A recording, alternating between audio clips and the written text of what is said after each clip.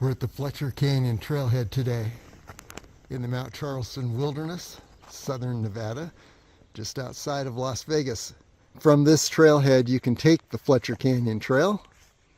You can also take Eagle's Nest Loop, which are both on the opposite side of Kyle Canyon Road, which is just ahead.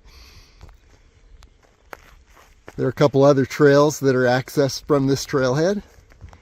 One is the Acastus Trail, and the other is the Escarpment Trail, and we're going to take those two trails today. You can see the Fletcher Canyon Trail and Eagle's Nest Loop on LasVegasAreaTrails.com, and we have those fully documented. But today is the Acastus Trail and the Escarpment Trail. Here we go. And let's find the Acastus Trailhead. It's right behind this restroom, across the bridge.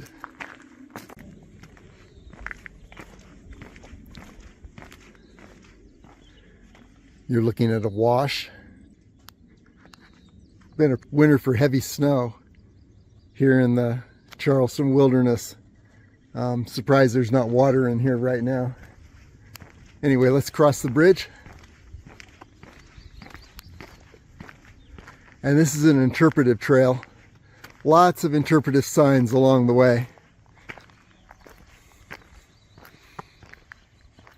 Augustus. I have trouble pronouncing that.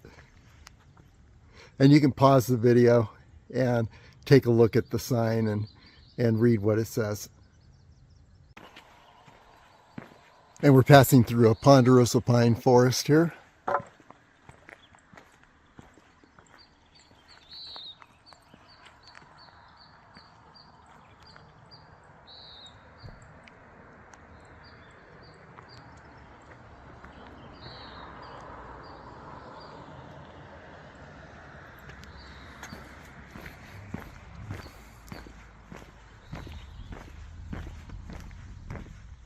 And you can see how water has carved this area.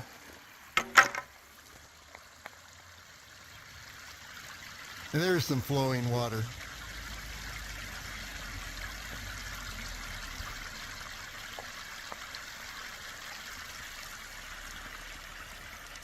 And this is coming down out of Fletcher Canyon. I was up in Fletcher Canyon last week. The creek there was really flowing, along with Mary Jane Falls was also flowing very strongly. And as you can see, the Acastus Trail is paved, and there are benches along the way. And here's the next interpretive sign on ponderosa pines.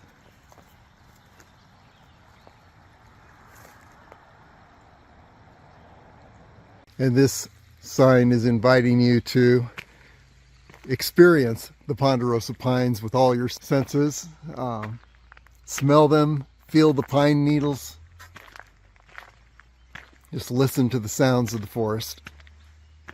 This little flash flood sign says that there was 70 years ago a campground just below this area that got entirely washed out, and waters can rise very quickly when the snow melts.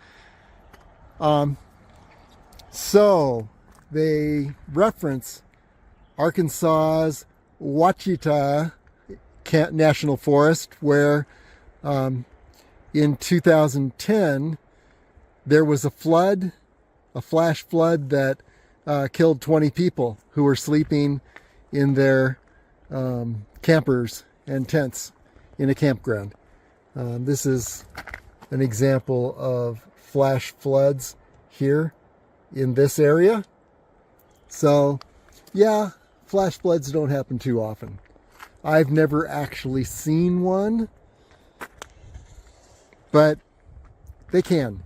And when they do, usually during a rapid snow melt in the spring, or during a thunderstorm in midsummer. Both of those conditions can create a wall of water rushing down these washes. And you can see how the wash is carved here. Look at that, and look at the tree roots here at the base of this tree. It's gradually being, its foundation is being etched away, and at some point that tree is going to give way because it has no roots on secure foundation holding it up. And you can see some debris in the wash below. Soon the trail passes through the Fletcher Canyon picnic area and campground, which we're doing right now.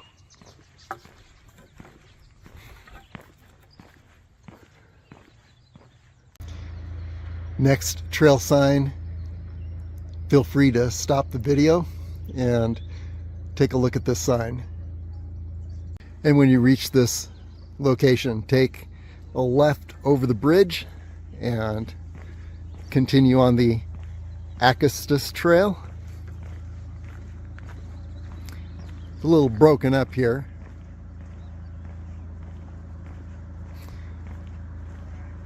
But evidently you're to meander through the campground at this point. So let's do that. Okay, continuing through the campground.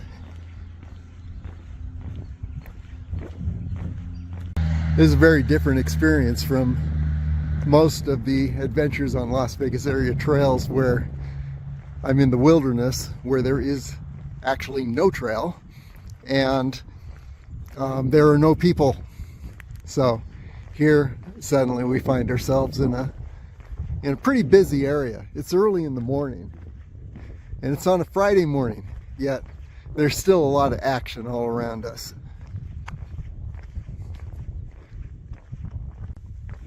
However, what this is going to do is just give you an idea of some of the amenities in the Mount Charleston Wilderness in Kyle Canyon, which, you know, I'd never stopped to look at. The campground, the picnic area, pretty nice.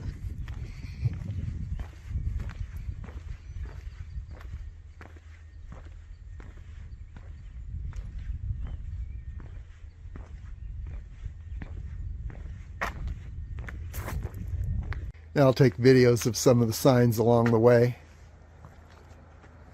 A lot of interpretive signs here. You could just walk through this area, walk the Acastus Trail, and learn a lot about the Spring Mountains and this unique alpine area just about 30 to 40 miles from the Las Vegas Strip. Who would imagine?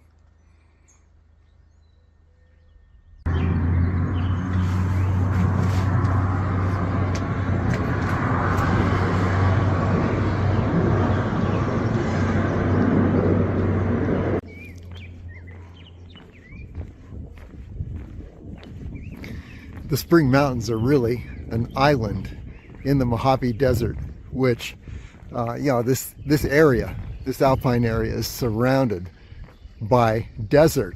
And so a lot of the plants and the animals in the area are unique to this area alone. In fact, when I was up at Mary Jane Falls the other day, I was visited by a number of chipmunks, the Charleston chipmunk, which exists only in the Spring Mountains. And that's true of a number of other species here. It's a very fragile environment. I've seen areas that have been disturbed 100 years ago, and that disturbance remains today. So yeah, be careful as you walk the environment, because your prints and your passage could last 100 years. Pretty nice camping areas here.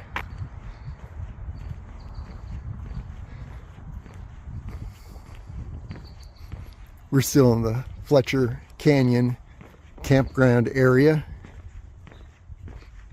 Continuing through, we'll see if we can pick up the Acastus Trail on the other side. And then looking around, now we're in a little more of an open area. You're looking at the cliffs on the southern area of Fletcher Peak. You go up to the top of those cliffs and continue on. You will eventually get to Fletcher Peak.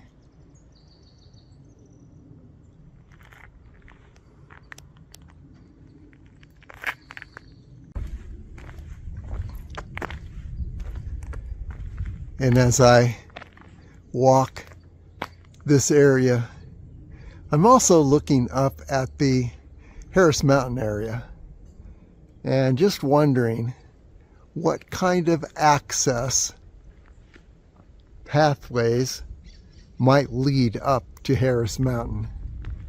And in an area like this, you see a lot of little unmarked pathways. And any of these could be the ticket to getting up to Harris Mountain from this area. We'll try these at some point. And then the Harris Mountain area is right above us. Okay, here we're at the base of the campground, and here's where we're going to pick up the Acastus Trail.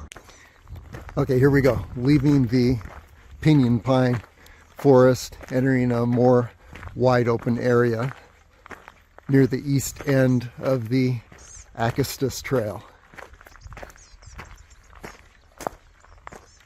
And here above is a foothill ridge, potentially leading up to the summit of Harris Mountain.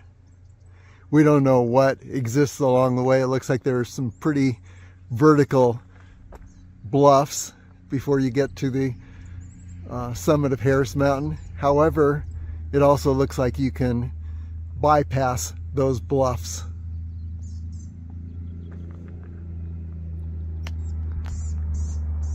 Okay, let's continue on. I'll try to summarize these signs as much as possible, but this sign points to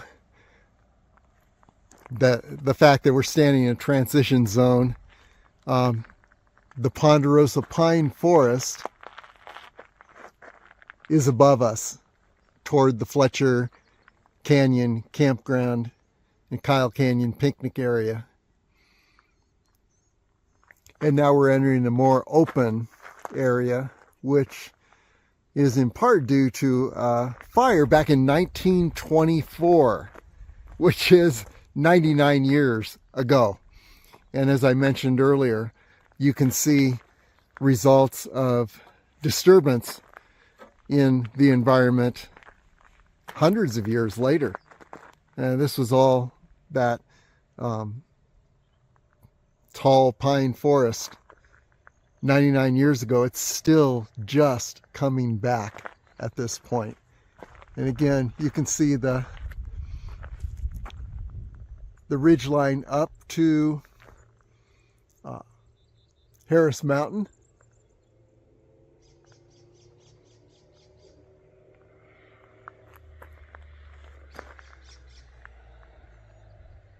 This little display gives altitudes, and the Fletcher View campground where we began is at 7,000 feet.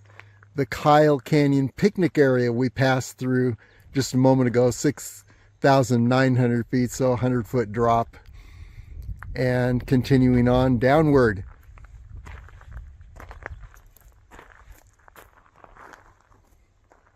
Here's a great interpretive sign on Geology. I think I'm going to read part of it as we look at the cliffs along the southern base area of Fletcher Peak. And what it says is the mountain ranges are sculpted by powerful geologic forces. Sections of the Earth's crust stretch or compress, slide over, under, or along each other. This movement causes the surface to buckle, crack, lift, or drop, creating rugged topography. For many millions of years, compression caused by the collision of the Pacific and North American continental plates sculpted this region of the planet's crust. As the plates pushed against each other, sections of the Earth's crust rode up over others in a series of thrust faults that created the long limestone and dolomite ridges of the Spring Mountains. About 30 million years ago, the movement changed from push compression to pull tension, causing the crust in this region to stretch thin and crack into massive blocks bounded by normal faults. Some blocks dropped relative to others, forming valleys, while others stayed higher, forming mountain ranges. The result is today's basin and range topography, where flat valley basins alternate with narrow mountain ranges. Las Vegas lies on one of the basin blocks in between the Sheep Mountain Range and the Spring Mountains. And you can see a lot of this area in detail, video documented on LasVegasAreaTrails.com. Just search Sheep Range, Spring Mountains, Charleston Wilderness, and you can enter into these areas through video and create a virtual experience. Okay, onward into the area that was burned in 1924 and still coming back. As you can see from the size of the trees here, compare the size of the trees where we began in the Fletcher Canyon, Fletcher View campground area. And here's a cool view. There's Charleston Peak. And then panning over to the right, northeast of Charleston Peak, we're looking at this line of cliffs just south of Fletcher Peak. Very impressive. And as you look across Kyle Canyon Road at the base of these cliffs, you're in the Eagle's Nest Loop area. We've got a page for that on Las Vegas Area Trails.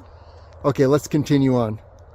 By the way, this is a spring day. We're about the third week in May, and you don't want to be walking this trail in June, July, or August. It gets very, very hot. And here we are approaching the next interpretive sign. This is more of the study of natural history in the area. And there are a couple explorers, Ira Clokey, 1878 to 1950, during the 1935 collecting expedition in the Spring Mountains. Botanist Ira Clokey discovered 13 plants that had never before been studied or described. And then there's Ira Clokey was followed by Annie Alexander and Louise Kellogg, who continued to document the unique plant species in the Spring Mountains. So all around us, again, we're in a desert island in the Mojave Desert. And all of these plants and animals are basically here. They're not going to travel through vast deserts to find another environment. They live and breed and prosper just in this environment, uniquely in the earth. And this panel concerns geology, and one of the geologists, Chester Longwell, who actually traveled this area on horseback in 1919. And he was he's from Yale University, was trying to figure out the the geological puzzle of this area. And over several decades, I'll read from the sign, Longwell established himself as a pioneer authority on the geology of the region. He mapped this area during a time when there were few or no roads traveling by horseback. One of his achievements was to describe and map the complicated history of fault movement that has shaped the Spring Mountains. He was one of the first geologists to study and describe the Las Vegas Shear Zone and the Keystone Thrust, two of many fault zones that shape the Spring Mountains. And we have videos traveling along the Keystone Thrust in the Red Rock Canyon area and Valley of Fire area. Longwell's Spring Mountains theories have been refined by more recent studies, but his research is still considered an accurate and solid scientific foundation. And the exploration, geological study in the Spring Mountains continues to this day. Continuing onward along the Acastus Trail. And by the way, this trail would be a great introduction if you're going to do any hiking adventures in the Spring Mountains. Walk this trail, learn about the geology, and then when you're up in the mountains, you'll recognize how things came about and the unique characteristics of the area you're in. I sometimes compare this trail to a spiritual experience like walking the Stations of the Cross if you're a Catholic, or walking a labyrinth, where you're walking a pathway and pausing at various points to really take in and deepen your understanding of the area and yourself in relation to the area. And you can take this trail kind of like a labyrinth or Stations of the Cross and just stop and slow down and just take a look at the area you're in. Really deepen your awareness.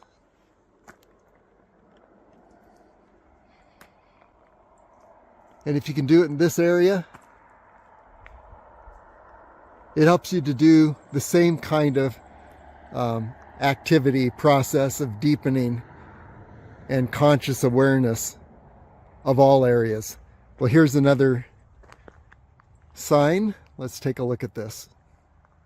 This panel describes desert evergreens, pinyon pines in particular, and junipers.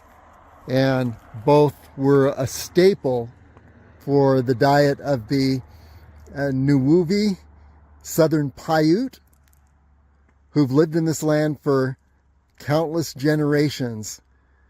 They called the pinyon and juniper the trees of life. Both species were important sources for shelter, building materials, and firewood. Juniper bark fiber is made into cord and was used for clothing. The sticky pitch from pinyon is a traditional sealant for water jugs, waterproof baskets. Pine nuts, pinyon seeds, are a staple food in the Nuwuvi culture. And so let's just take a look here. Here's a pine. You can see the long needles. Yeah, I think we've got a... Nope, I don't see a juniper right in this area. We'll take a look at that later. This next panel is on geological history, and in particular on the 600 million year old limestones. And it says the limestone of the Spring Mountains dates back more than 600 million years to a time when this area of Nevada lay at the bottom of a tropical sea. Let's see, let's take a look at limestone here.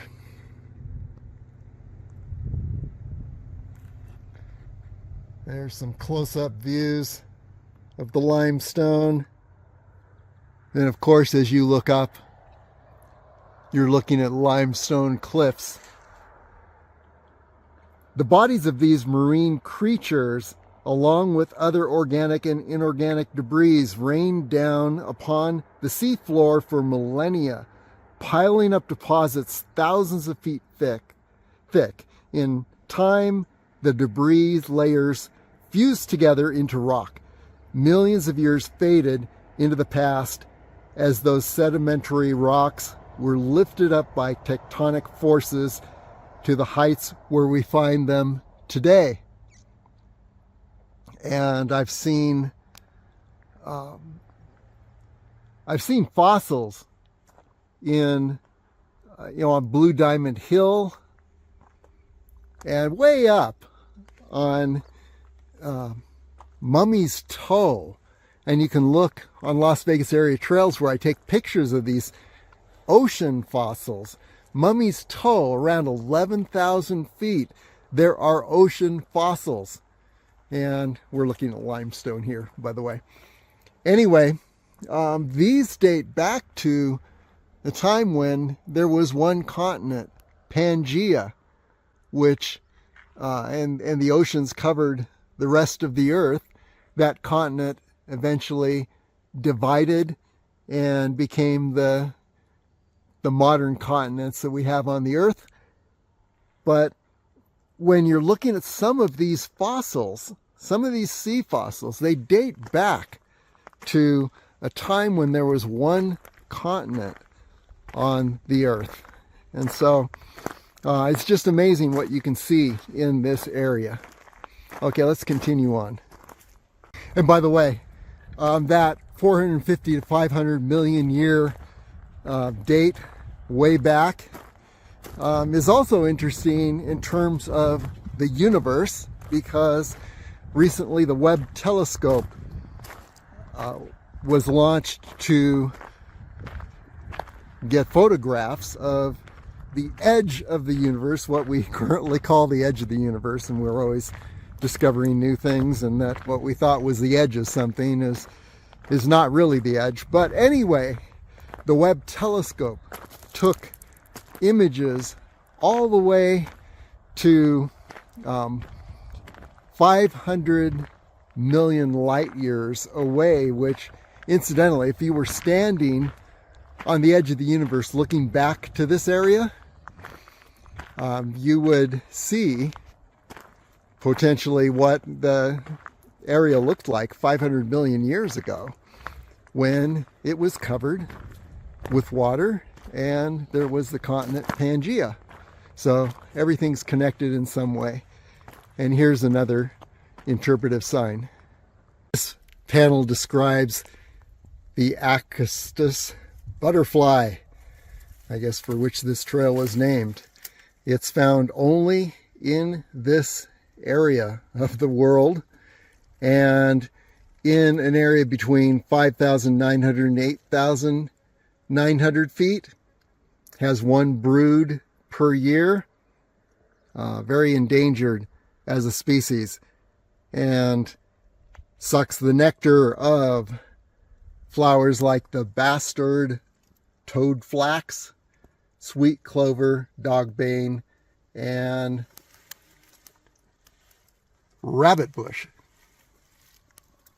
or rabbit brush. So there's the Acastus butterfly. And this panel treats the geology of the area and the limestone formations. And as I read portions of this, we'll look at the limestone cliffs, the Kyle Canyon cliffs that are south of Fletcher Peak.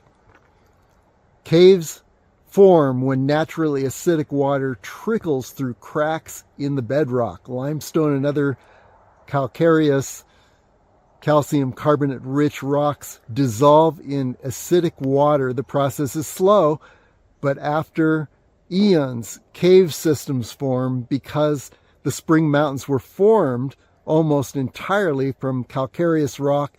They are full of caves. You may have noticed that the caves tend to be at the bases of cliffs. Why does this happen? Look closely at the cliffs, and you'll see that some layers are made of rock that is more resistant to being dissolved. And let's zoom in here.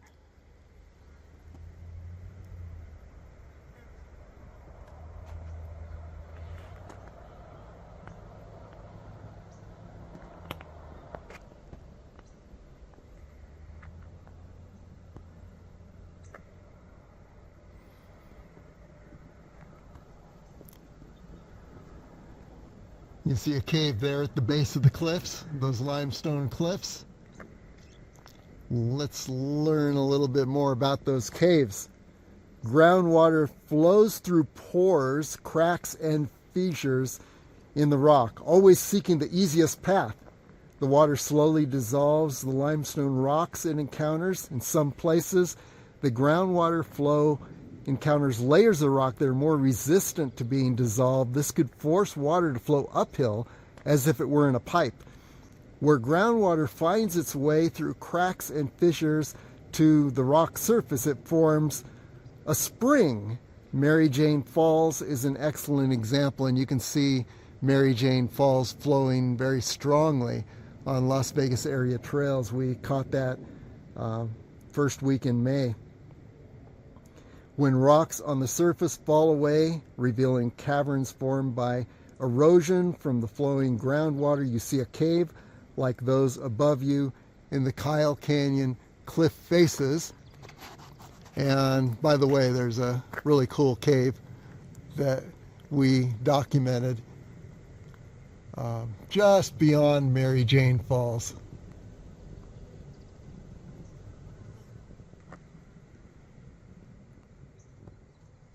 But there's the story of the porous limestone and the caves formed in the limestone walls.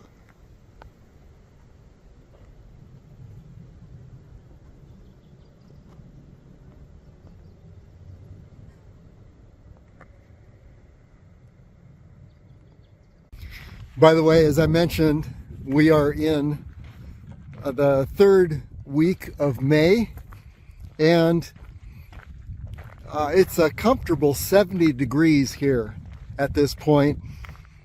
The temperatures in July and August can easily rise to near 100 degrees, sometimes even exceed 100 degrees. So if you're going to walk this trail, do it in the early spring. And by the way, a good rule of thumb as far as altitude and temperature is that for every 1,000 feet you gain, you lose about 5 degrees. So the difference in temperature between, let's say it's mid-July, the hottest time of the year, and it's 120 degrees in Las Vegas, which can happen very often during that month. Up on Mount Charleston at 11,900 feet, you could be in 70 to 80 degree weather. So just follow that rule of thumb, and as the summer progresses with increasing temperatures, just take your hikes further up into the mountains. And one unique thing about Las Vegas area is that you can be in 70 to 80 degrees all year round. You could go over to Death Valley in the middle of the winter and experience midday temperatures in the 70 degree area. So yeah, pretty unique area. You're looking at the south ridge of Kyle Canyon. A little better view here.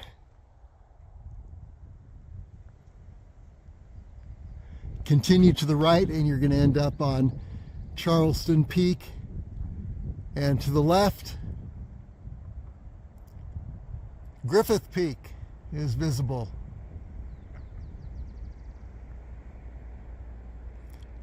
And of course here, we're on the foothills of Harris Mountain And I think that might be the summit up there, summit of Harris Mountain. It's hard to keep everything straight as we change our orientation, but it gives you an idea what's around us. And again, you can see all these locations, destinations on Las Vegas area trails where we made our way up to the summits of these mountains and documented the route all the way. And then here we have the next interpretive sign. Let's see what this says. And this panel describes the connections between animals and plants, the mule deer living on sagebrush, the pinyon jay living on pinyon pine seeds, and the blue butterfly. So, yeah, pretty amazing, the connections here, and we're all a part of that. And this panel is on the geology of the area and fault shifts and erosion by ice water. Plant roots have played force, but the greatest force has been the shift of the fault lines. You can see that here. The cliffs you see to the north mark the line of a thrust fault, a break in the Earth's crust, where the rocks on one side are being pushed up over the rocks on the other side. In this case, dolomite and limestone that formed. Now let's get a look at these cliffs as we're talking. There we go. Dolomite and limestone that formed around 400 million years ago were thrust over similar rocks that are a few tens of millions of years younger.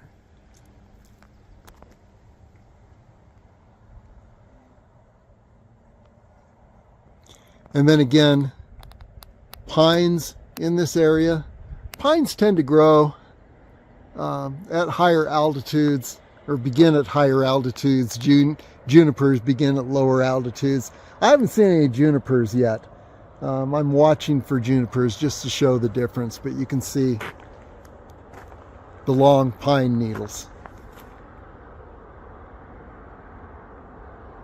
We'll compare these to the junipers. Continuing along, here's a little cluster of paintbrush in bloom, desert paintbrush plants. See a lot of these up in the mountains. Just about everywhere you go in the spring mountains, you can see these in bloom, depending on the altitude. And passing through a little more wooded area on the lower Acastus Trail. Boy, the shade really makes a huge difference in this area. There's probably 20 degrees or more difference between when you emerge into the sun and when you're in the shade of these trees. And here we are approaching the next interpretive sign. Notice that there's a bench alongside each interpretive sign. This trail is really meant for taking it slowly and reflecting. Let's see what this says. And this panel is on plants that have adapted to these high temperatures in the area. There's the Gamble oak. They're common on this trail, although they're small and scrubby looking. They have massive root systems that reach deep for water. We'll look for a Gamble oak in a bit. Point leaf manzanita have distinctive smooth red stems. The leathery light green leaves have waxy coatings to reduce evaporation, and they grow with their edges pointed up and down, reducing exposure to the sun. And then there's the coral leaf mountain mahogany. And their leaves have thick, water-preserving cuticles. And they're covered with tiny hairs. Their edges curl under. And all these features help the plants around us survive the high temperatures in the area. And we'll see if we can find some of those different kinds of plants as we continue. And this panel discusses the geology, how rocks were formed over time. In the Pleistocene period, 1.8 million years ago, the land was a lot wetter, moister, and there was glacial action and ice. The water began to flow down the mountainsides, and what you have then is composite rock, and there's calcium in the rock that causes the rock to bond together. So actually you see cliffs like this. This was the original height of everything around us, and it was eventually bonded into a solid rock that's composed of a lot of small rocks that are bound together, and then further action of the water then carved away the edges of these composite rock formations. You see a lot of this in Death Valley, where you see alluvial fans, which are alluvial deposits coming down out of the canyons, and successive flows of water carve paths through the alluvial deposits, creating vertical cliffs of composite rock, very loose rock. You try to climb those and it can be very dangerous.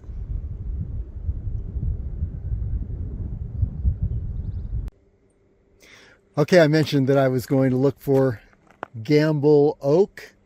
I think this is a good candidate. Deep, deep roots. And then there's coral leaf mountain mahogany. I'm not sure I can nail that one, but I think a good candidate could possibly be here. We don't know. I'm sure a botanist will set me straight.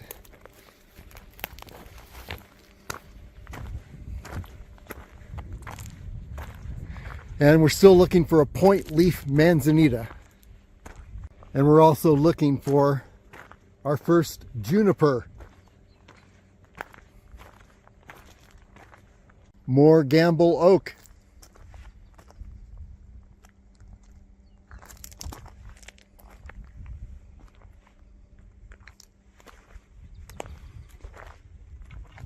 And you see they don't grow very tall. When you're in this hot environment, you don't want to have a whole lot above the ground, but you want very deep root systems, which these oaks have. There's another one.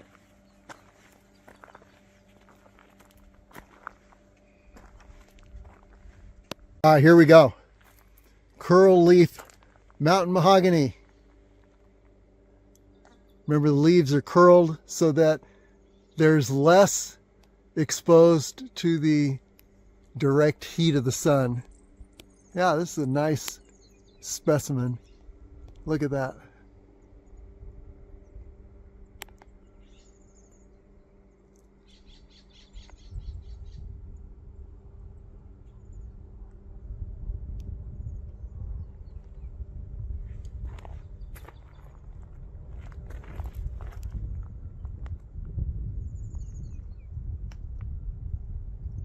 Okay, now all we need to find is that point leaf manzanita.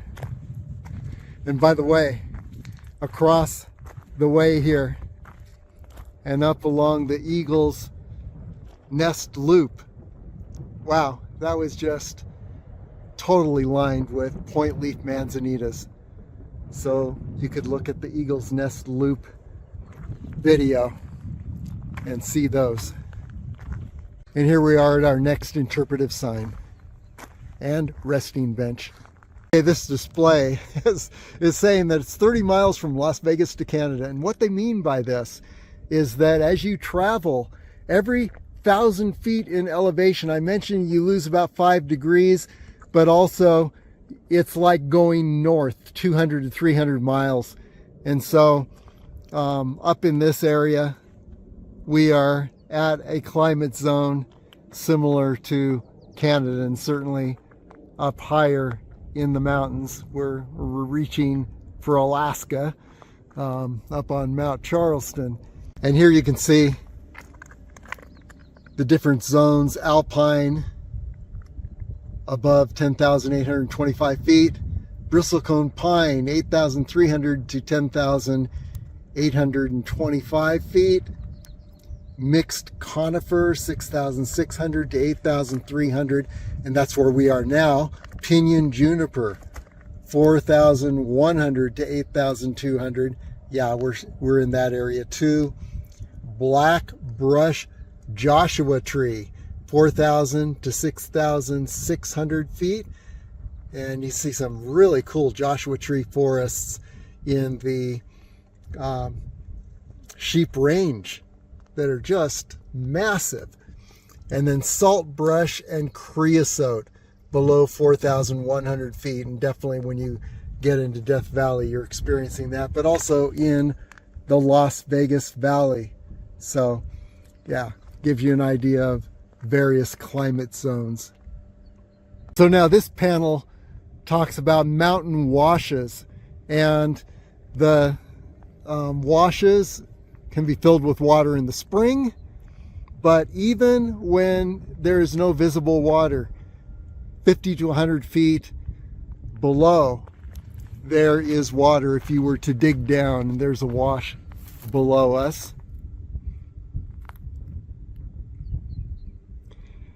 And you know, everyone's heard the term flash flood. Always be aware as you're in a wash.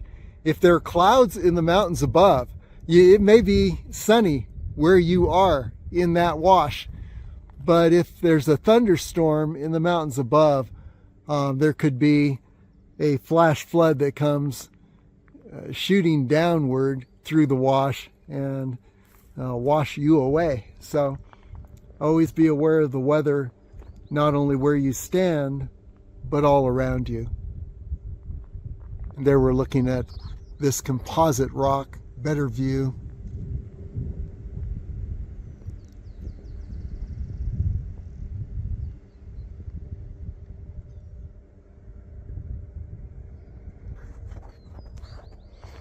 And now, as you can see, we're in a more open area. What a difference in climate, just in the brief space that we've walked so far on this trail. And here you see the Charleston Lodge. And to the right is the Spring Mountains Visitor Gateway, series of buildings. We'll also visit that.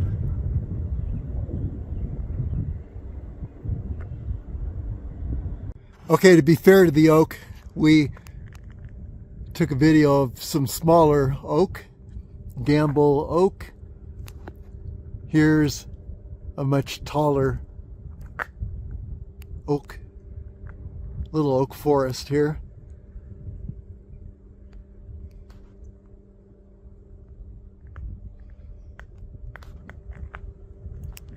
Deep, deep roots, reaching down for the water that's beneath the soil and anywhere in these washes. And we are in a wash right now.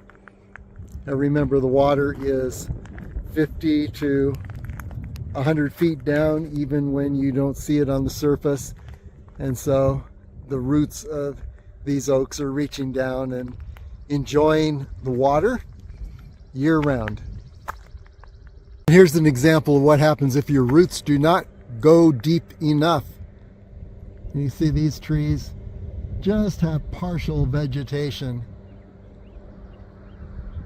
Then we pan over in this direction,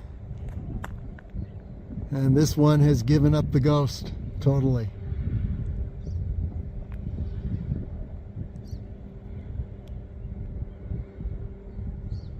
And here's a whole strand of gambled oak.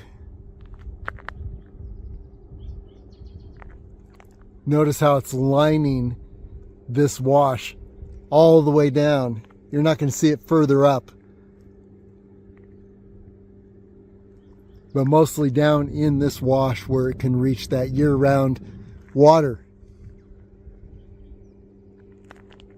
And then looking up in this direction, you see those composite rock cliffs that we looked at earlier. This is the perspective from the opposite side, east side. And then above, you can see the snow approaching Harris Mountain summit. And it's still a ways to go after you reach that snow. And then panning around a little bit, here's a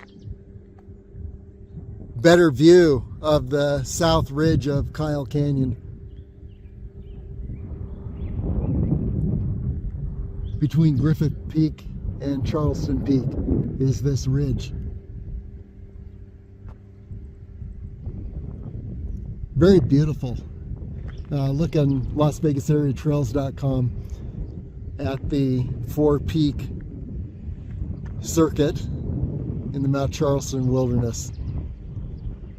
You see where I hiked up to the top of that ridge and then hiked that ridge at sunrise. Incredibly beautiful. And then here are those cliffs, limestone cliffs, near the southern base of Fletcher Peak. Charleston Lodge,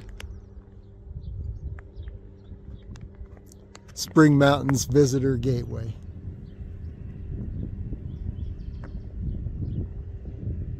And why do we suddenly find ourselves in a paved walkway? Well, like a lot of golf courses in Las Vegas, this is an abandoned golf course. And so these would be the pathways for the golf carts. It just became too costly to keep the grass green, and it also was, sapping water that's becoming more and more rare in this environment. So these golf courses were abandoned one by one, and there's a few really nice ones left in Las Vegas, but there are also a number of abandoned golf courses. And it looks like this might be a little cutoff path to the Spring Mountains Visitor Gateway up ahead.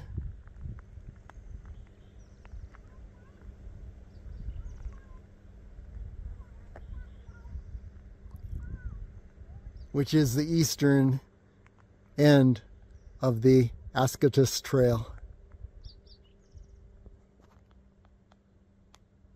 Here's another good example of that limestone. Well, it's the composite rock. This area is the composite rock.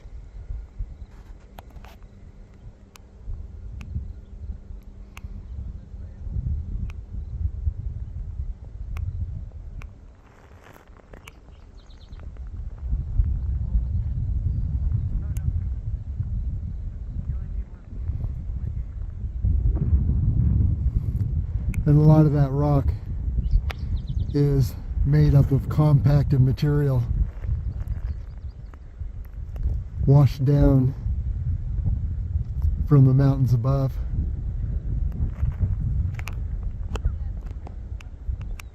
And then let's look on the other side. Yeah, and by the way, you're looking at Harris Mountain.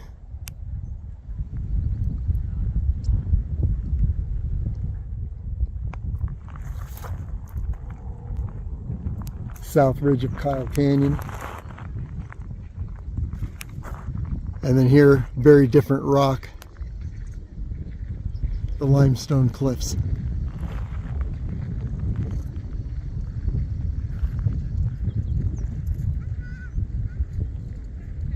We're almost at the end of the Acastus Trail. It took me the entire trail to figure out how to pronounce it. But here we are, named after a butterfly, Acastus. And here's the Fletcher Canyon Trailhead right ahead. We've had some light rain today, not too horribly bad.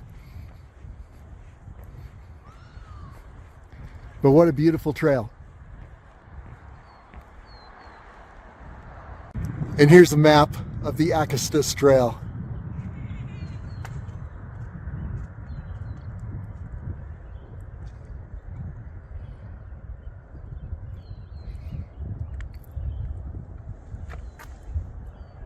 And just wondering how the ridges are designed around Harris Mountain. And here's a ridge on this side, and I think the Rainbow subdivision is possibly on the other side of this ridge. And that means I would have ascended this ridge ahead to the summit of Harris Mountain. But in the meantime, look at this other ridge heading downward. This heads down more to the, I guess, the lower Fletcher Campground, Kyle Canyon picnic area. Look how that ridge is formed. And both of them end up